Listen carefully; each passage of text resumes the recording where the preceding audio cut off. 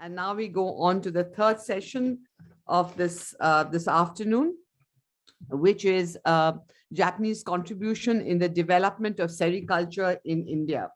And here we do have a speaker, Mr. Mukund Kirsur, who's come all the way from Bangalore. And he is a seasoned science writer and communicator. He started his career as a researcher and has taught agriculture. Later, he worked as a senior scientist in the Central Silk Board, Ministry of Textiles of the government. He edited a monthly on silk.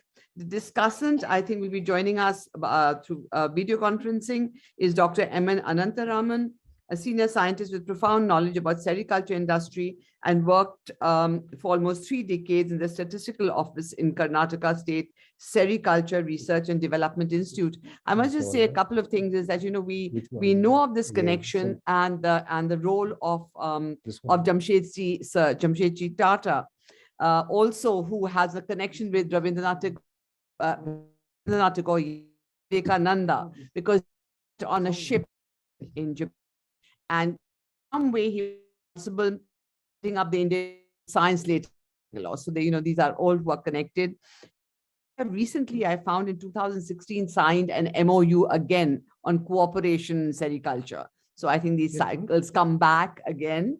And the reason perhaps for this recent one is that India is the second largest consumer of silk in the world. And are you surprised? I mean, all of us in saris, so 6 yards each one of us that we wear. So over to you, Mr. Kirsur, please. Thank you so much. Thank you, ma'am. Respected dignitaries, distinguished scholars, ladies and gentlemen. As my paper is mainly based on the archival studies, I'm dividing the presentation in 2 parts. One is I'll show you the photos and I'll try to introduce briefly about the silk sericulture and the people who have helped develop sericulture very quickly through a PPT, and then I talk about the details.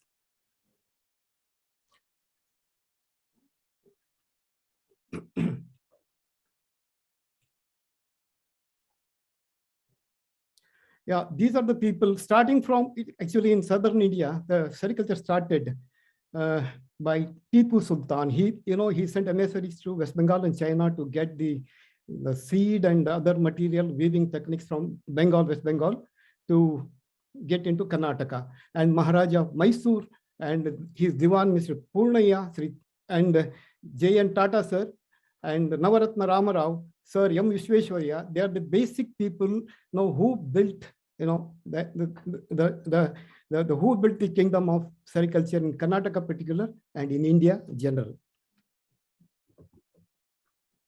Silk, as everyone knows, is liked by everyone. The very name itself evokes delicate feelings. Everyone knows about silk. It doesn't need any introduction. Yeah, Indian silk industry, actually, we have got 5 different varieties of silk. And actually, the Mulberry, the white one, and the Tassar, Eri silk, and the Muga silk. These are the 4 varieties. And in Tassar, there are 2 kinds of silk. One is tropical, another is. Okay, next.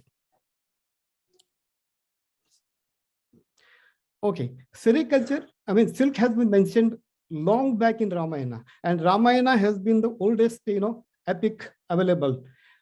Actually, there is a sloka in Ramayana which explains Kambalanam cha mukhyanam Shaumakotyancharincha Hastasashvaratha Padat Divya Rupam Swalankritam. In Valmiki Ramayana, Balakand, 74th Sarga and 5th sloka, meaning Janaka, the father of Sita, while offering the bridal presents, offered best woolen and silken cloths in unlimited quantities, and also well-decorated elephants, horses, chariots, and army. Ramayana period itself is very, very, very, very, very ancient. This proves the fact that in India, silk was in use during Ramayana period itself, much before any other country in the world. Now, this is a painting done by one Mr. Chowdhury. It involves all the activities of all the stories of all the legends of the silk. For example, Silingsi was the princess who discovered silk. A cocoon fell down in her cup, tea cup, and she extracted the silk. And this is about the what goes mad about silk route. And Mysore Maharaja, who supported development of sericulture. It is Sir M. Vishweshwara. He was the visionary and chief engineer, and then Diwan of Mysore, who supported sericulture, who nurtured sericulture. With him only, the modern sericulture technology started in Karnataka. Sri Navaratna Ramu was one more distinguished person who was an MCS officer, who was the secretary of sericulture committee in national conference, and who nurtured silk. And F.M. Abdul Khaddus and his passion. He was in Channapatna near Bangalore, who was a trader and who nurtured sericulture. Yeah, this is again J.N. Tata. He ranks one of the top position. A Tata silk form was developed by Sir. And he is Mr. Oju, who came from Japan. The story is about him only today. And Sri Diwan of Sheshadri Iyer, who helped sericulture again in Karnataka, and Mr. Oju. This is the Tata silk form, which I'm going to talk about. This is the old building. And these were the activities in Tata silk form. This is the group photo. This is reeling, packing, trading, everything is there. Photos are very rare. And silkworm rearing in Tata silk form, celebrating a cocoon harvest in Tata silk form, silk yarn making in Tata silk form, a group photo of Tata silk form. Yeah, Mr. Appar Dore Madhuliar, who was the first trainer, who was first trained in that form. Diwan of Mysore, Sir Yamuhi, with F.M. Khaddus at Channapatna. He himself was taking interest and supporting sericulture like anything. Mr. Orju is sitting in the center with a garland. Then comes Unimura and Miss Sato. During 1920, they came back to Karnataka and tried to develop sericulture again after Tata's this one. And JICA, that is Japan-India Cooperation, it was in 3 phases, led by Dr. Kawakami for more than a decade. And these are the JICA extension programs. Okay, now I'll go to the main story.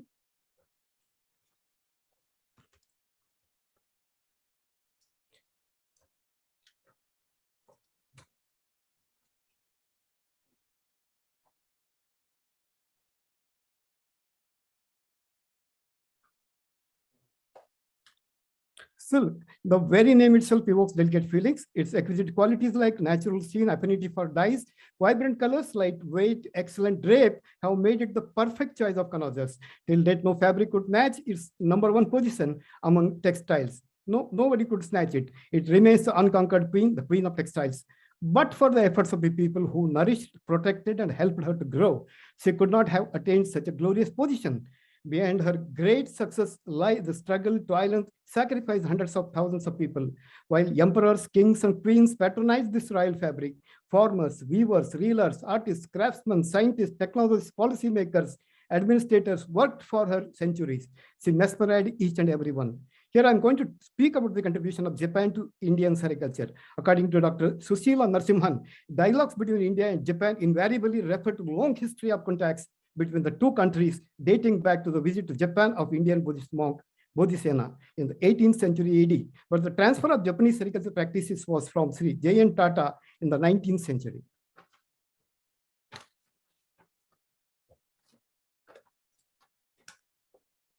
Well, among the personalities who helped develop sericulture, Sri J.N. Tata ranks one of the top position is mainly for 2 reasons. Firstly, J.N. Tata was the pioneer in building the then traditional sericulture and silk industry on scientific basis. And secondly, during this process, he developed a sericulture firm comprising of a filature and a weaving unit in Basavanagudi area of Bangalore, which was also probably the first training center as far as sericulture is concerned.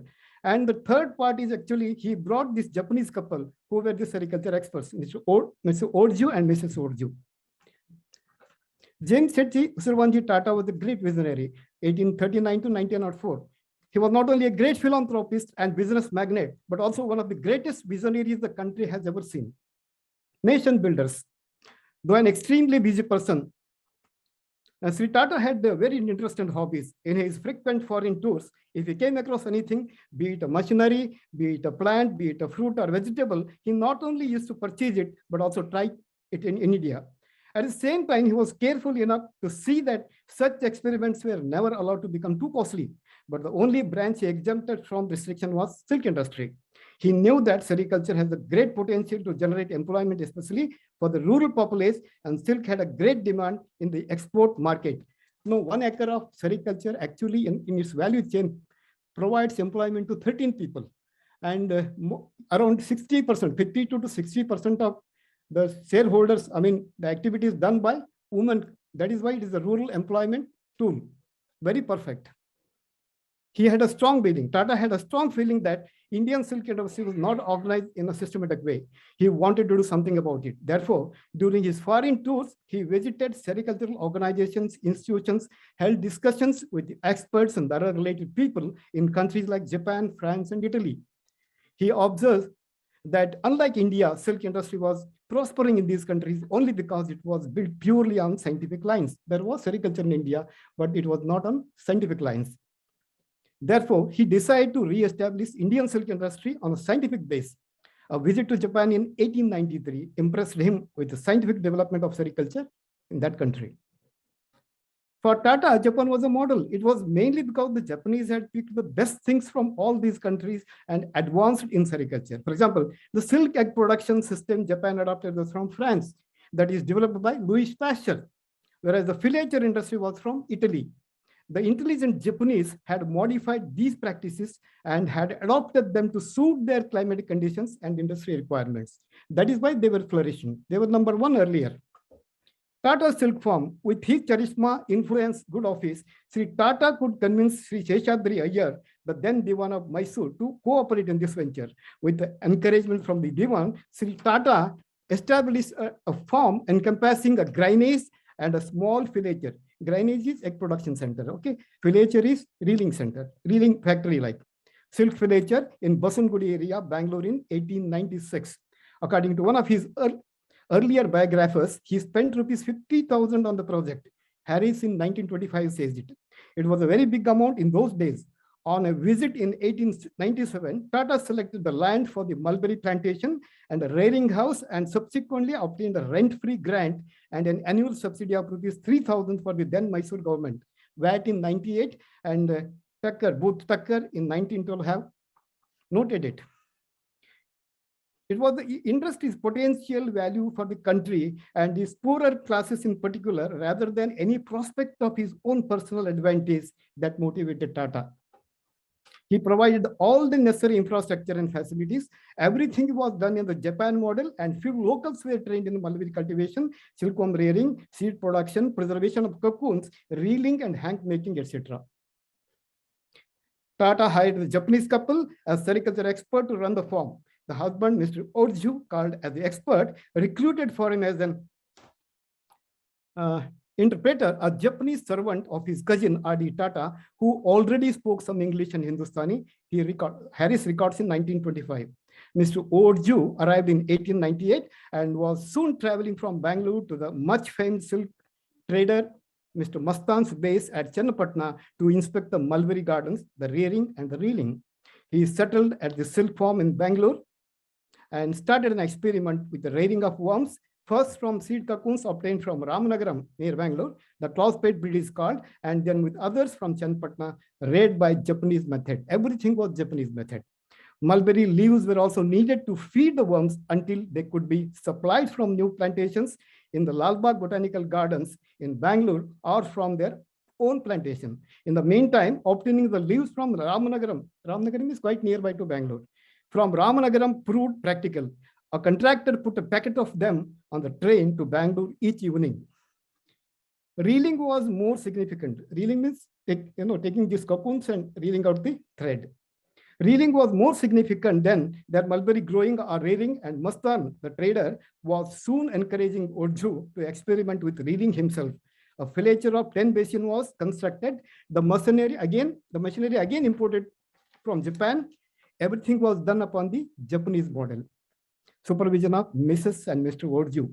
Under the supervision of Mr. Wadhwa, the farm very soon achieved rapid progress. While it became a center of attraction for the common people, it was a pilgrimage for the sericulturists and silk industry people. Sericulturists in and around Bangalore started buying silk eggs from the farm. The demand was so much that many times it was not possible to meet it. And it was the first sericulture training institute. Famed as Tata Silk Farm, it was the first sericulture training center also. His farm demonstrated Japanese methods and teaching the locals free of cost for 3 months. They were to study as well as to do mulberry cultivation and conduct silkworm rearing.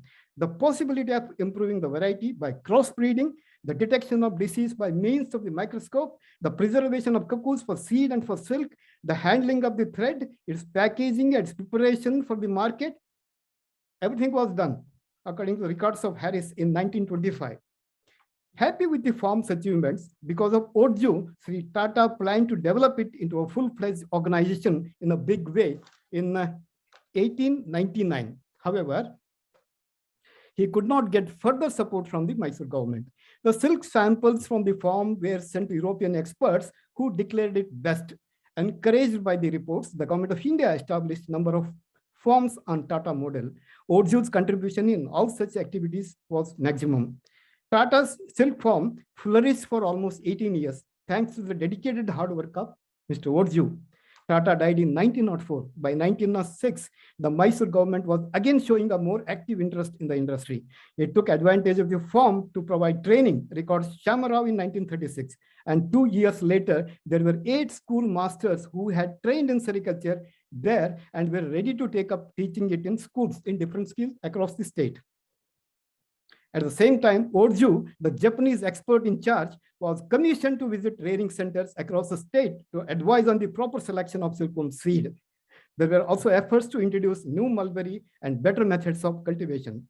After Tata, he has handed over the farm to the Salvation Army. In the beginning, with the new owners also, the farm greatly developed. But unfortunately, in the later part, the Salvation Army authorities failed to understand the plans of Tata. They terminated the service of Mr. and Mrs. Wadhwa, and the supervision of the farm was handed over to the officers who did not have any exposure to sericulture. And naturally, the farm started seeing the bad days.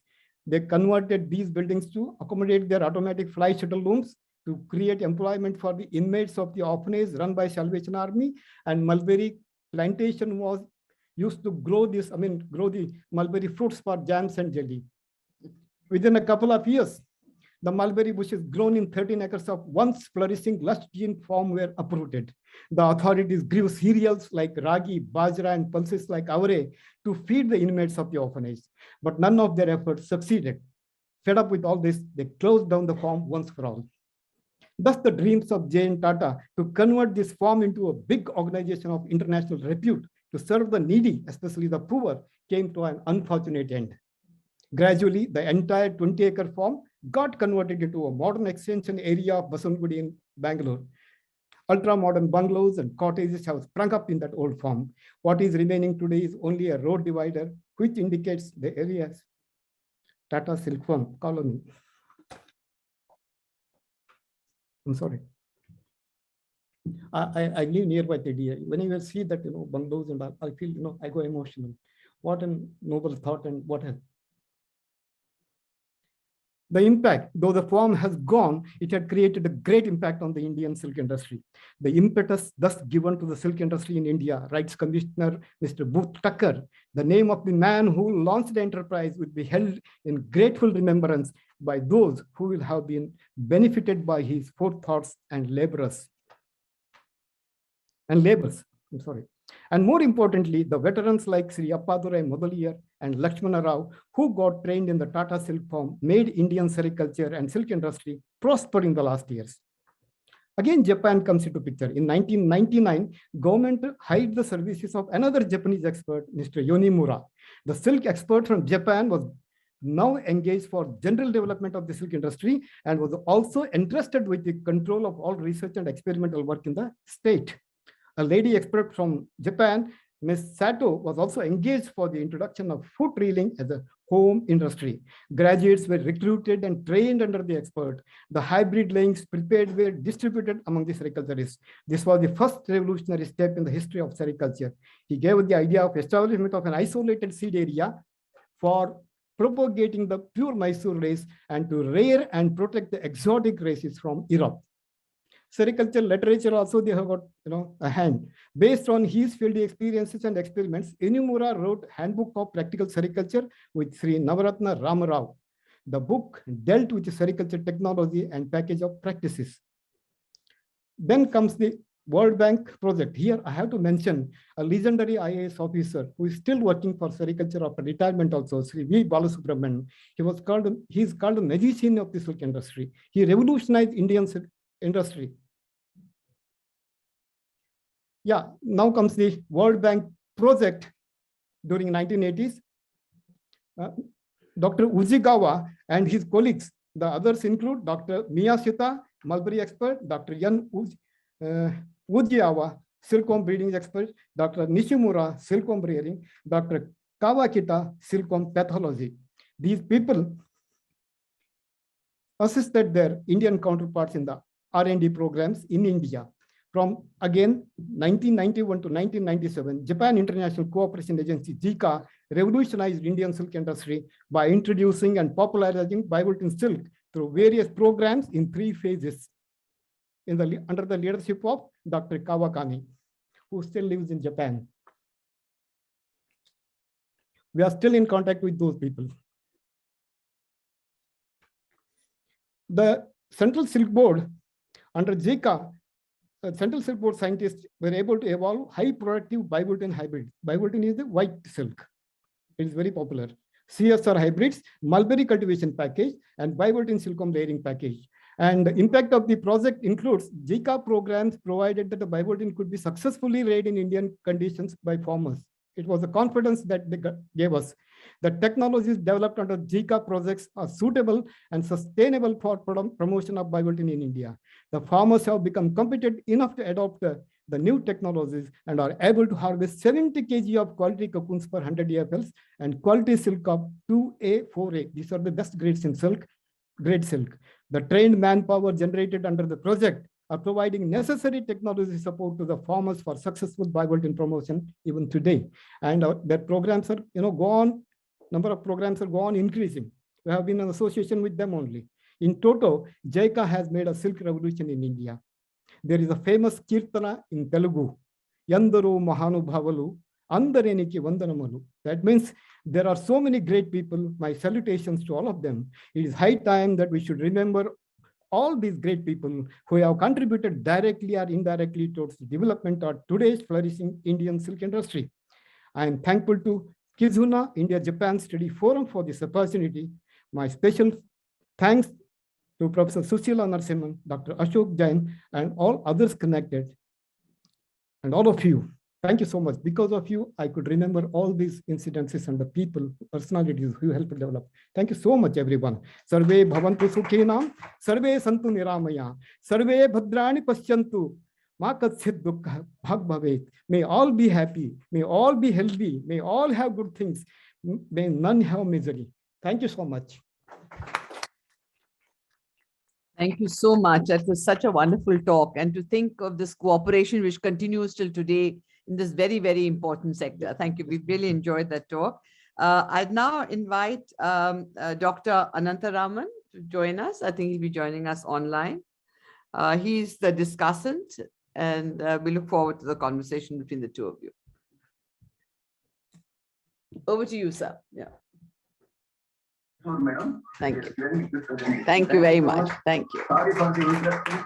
No, I'm so glad we were able to hear you, and it's been very, very interesting to hear from you this cooperation over time, which has helped the sericulture industry in India. Thank you so much. Thank you so much. Thank you. So that, I think, brings us to the end of this, at least the 3 presentations. Thank you so much. Thank you very much. Thank you so much. We really enjoyed your presentation. Any questions? Yes. Are there any questions, please? Because he's still, if you want to ask any questions to Mr. Kirsur. thing is, Yes. why do we know so much about the Chinese silk in India Uh-huh. in the 50s, but nothing about Japanese having? No. Japan were actually topping earlier. Then came China. Now China is also reducing gradually. Now Japan production has gone down drastically because of industrialization and pressure on land and labor. That's the main thing. In China, same thing is happening. Yeah. Wherever an industry grows, sericulture activities come down. It has an impact on agriculture and sericulture. So industrialization has a negative impact also. So we have to balance that. That is why now China is also reducing. Well, actually, we hear so much more about China nowadays. I think they've overtaken the rest of the world. As you say, to begin with, they were nowhere, but that seems to be the story everywhere. But with this new agreement that we have, hopefully, I mean, the purpose of this is that we actually are able to revitalize our silk industry, because there is a huge market here, as we know, and a growing market. And unfortunately, we continue to import, and we unfortunately continue to import a lot from China. So I think it really pains me a lot to know that our Mysore silks have got, are actually with silk from China, but that's a part. But there is there is a control over it, and we are producing more. We are producing quality silk in the world. Now we are number 2, ma'am. Now we are next only to China, and our production of quality silk has gone up because of the efforts of so many people, including administrators, policymakers, farmers, and all. As I said, it's practically coming up now. So very, very happy to hear that. I hope that trend continues. Thank So, you, sir, ma'am. if you may, thank you very much. Another hand of applause, please, for him. That really brings us to the end of this session. It's the first inaugural session of the Kizuna study group. It was very interesting because for me sitting here, we looked at 3 completely different subjects. I mean, first was the first shipping link. And then, of course, the cultural exchanges much later, beginning of the 20th century. And then Japanese contribution to the development of sericulture. But I see a thread running through it. And I think the thread really is that, these contacts, I mean, the contacts by sea that were there, they continued over time. And when we talk about, in fact, even the sericulture link and Mr. Tata, he's the one who started this shipping line called NYK. I mean, he actually got into a collaboration with NYK, which was, challenge the British monopoly that was there. So very many times, I think in history, we were looking at Japan as an alternate in a way to the European colonial parts, whether it was in terms of art, whether it was in terms of, I think, shipping routes, and now as we hear about sericulture. I'm quite happy to, to ask whether there are any questions you have to the 2 organizers, and that we're looking forward to many more sessions. We have another one coming up next month. Maybe you could tell us what it's going to be about, Ashokji. Can I use this mic? I can use this. In fact, I see in the audience few people who probably I would request to comment. One is Archana Shastri ji. The reason is that I still believe that exchanges in craft is a living tradition. We still have lots of handicrafts. When you talk of employment, huge number of people are engaged in our handloom sector and so on. And I think there is some way, and also very strongly feel that it's such collaborations which bring 2 people culture together, understanding together. And I suppose Archana ji would like to comment, because you have looked at this issue.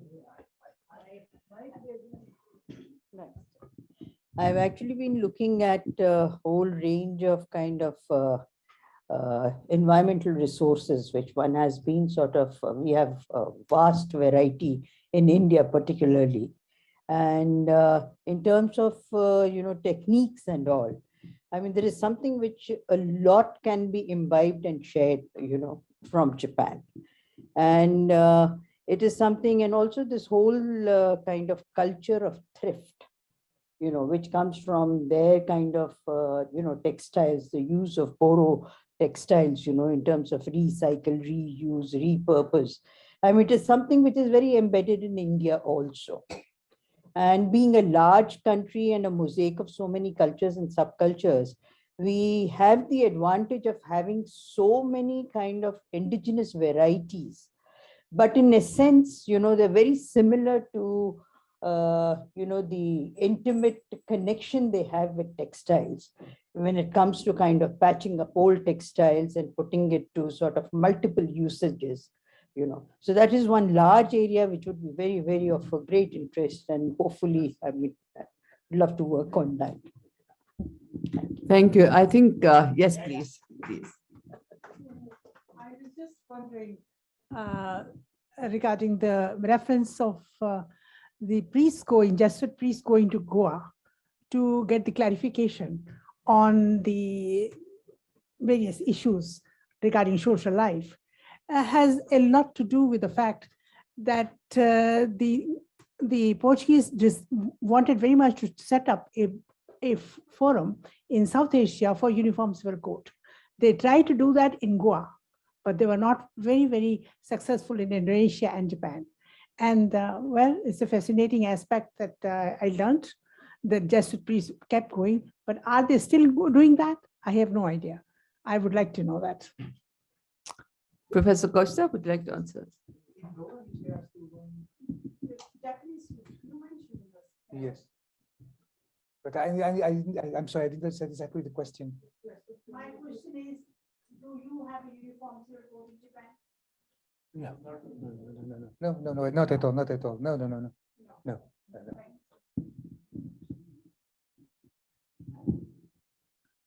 So I think that really brings us to the end of this session. And thank you all for being here. It was extremely interesting for me. It always is. I mean, you feel you know a lot, and then you pick up so many gems as you hear, and and it's always, I think it's exciting for people who love Japan, and for people who find India-Japan relations, the importance of India-Japan relations, to be able to learn more and to be able to spread this information about this very, very special relationship.